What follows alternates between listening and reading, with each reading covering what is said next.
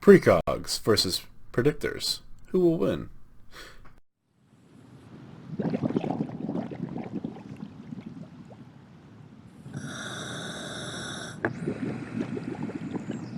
Welcome to Long Box Diving, where we pull comics out of the long box. So today's video was kind of spurred on by a discussion we had on a live stream, I think it was Sunday, about fate versus being lucky. So manipulating fate versus having the ability to be lucky. This one I thought was interesting, and it's different but similar. So we have predictors, and we have precogs.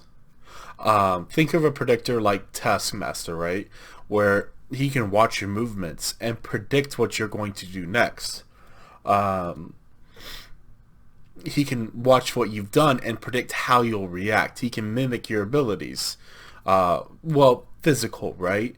And how you do things. Taskmaster is a really good example of a predictor. Somebody who's really good at learning who and what you are and able to mimic it, but also predict it. But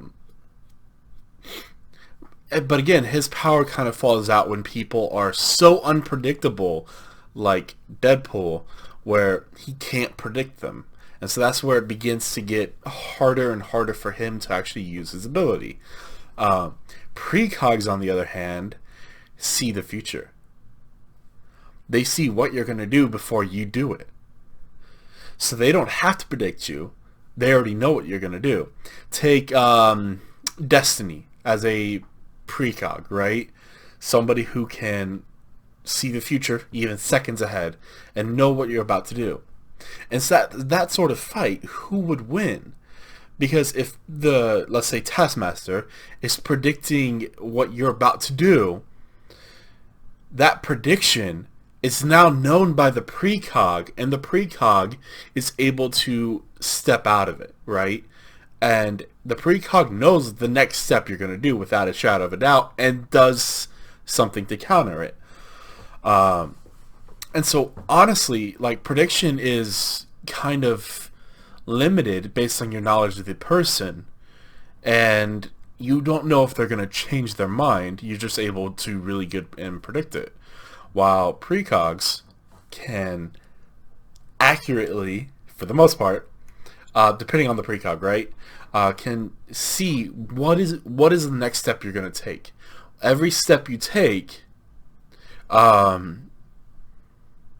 they know what it is, and they're going to avoid it and counter it.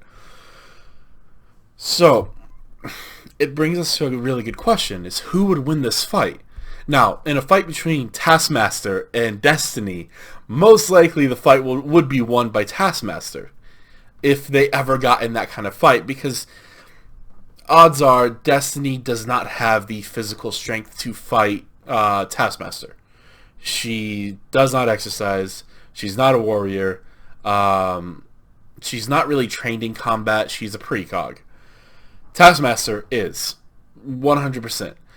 So in that kind of fight, yeah, probably Taskmaster would win.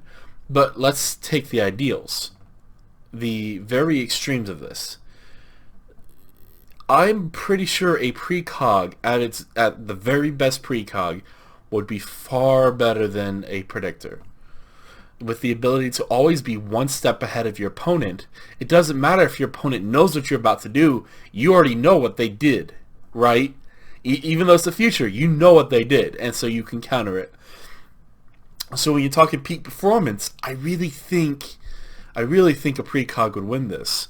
But it's one of those questions that is interesting to think about, because it's very similar powers but used in different ways. And so what is more useful or stronger? And that's something I want to pose to y'all: is who would win in this sort of fight, a precog or a predictor? And I'm not talking specific characters. I'm not talking situational or equipment or etc. Because if a precog was good, they know the predictor was coming, right? If they were a good precog, they know long ahead and be out of there. But let's just say a peak performance for both of them.